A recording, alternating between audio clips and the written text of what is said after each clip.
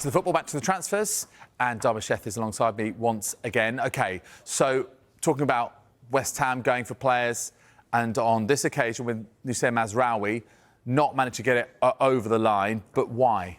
Yeah, this was developing quite quickly, actually, because yesterday we got the news that West Ham had actually agreed a deal with Bayern Munich, worth in total €19.5 million, 16 million euros initial fee, 3.5 million euros performance-related add-ons for Mazraoui. He was just waiting for the green light to travel to London to have a medical, but West Ham couldn't agree on the finances and the details of the contract. And it looks like that deal is now broken down. So West Ham, we think, are now looking and pursuing other targets. We know during this transfer window, they've spoken to Southampton over Kyle Walker-Peters. They've spoken to Manchester United over Wan-Bissaka. Both players, interestingly, have entered the final year of their contract. So even though nothing is developing at this stage with 5 weeks to go, the later in the window you get with a player who's entering the final year of his contract and who's not going to sign a new contract, maybe a potential buying club will see that they can maybe bring the price down the later in the window we go. So maybe a couple to watch there. With regard to Mazraoui, Manchester United were interested at the same time that West Ham were trying to agree a deal with Bayern Munich. And we're told that United's interest remains and that they remain in talks with Bayern Munich over a deal. However, they, that is Manchester United, have to create squad space before they bring in a right-back or any other areas that they want to strengthen. And that's where Wan-Bissaka becomes key in this whole kind of domino effect as far as Manchester United are concerned. West Ham may go back in for Wan-Bissaka. There will be other clubs who are interested in Wan-Bissaka.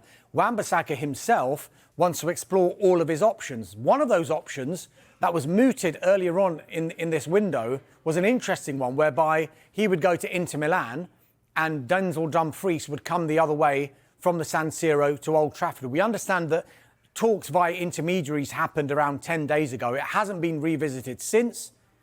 There could be a situation where that could be revisited. I'm told it shouldn't be ruled out at this moment, but it's not active just now. United also looking at other right-backs, Monaco's Vanderson, Bayer Leverkusen's Jeremy Frimpong as well. But what they're trying to do is make sure that they're not left short in this transfer window. They want to agree deals in principle with 1, 2, 3 targets so that if, for example, Wan-Bissaka was to leave, they can go and pursue a deal that they've done a lot of work on.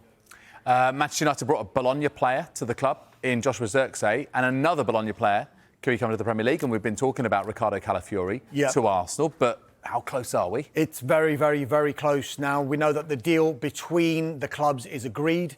It's worth around 50 million euros for a player who impressed everybody at Euro 2024. He started all of Italy's group games during that competition, was banned for their last 16 game. Italy got knocked out. You put 2 and 2 together. Was that a reason that they got knocked out? He was a key player. Well, it would have been a contributing factor for sure. He was a key player for them.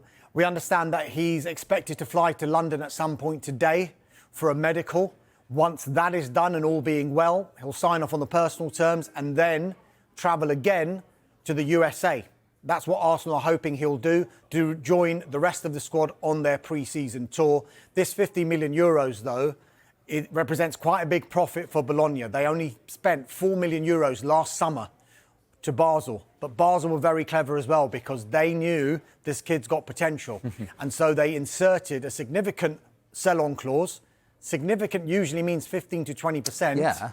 This was 50%. Yeah, I was just going to say that is much higher than normal in terms of a sell-on. That's probably one of the clauses that they wanted to put in by selling him for such a small fee initially. So if the profit is around 45 to 46 million euros eventually, then Bologna will have to split that in half with Basel. But it looks like it's a case of when and not if Riccardo Calafiori becomes an Arsenal player. All right. Thank you for the moment, Dharmesh. And don't forget the return of our dedicated transfer coverage. Good Morning Transfers, back from 9 each weekday from Monday morning onwards.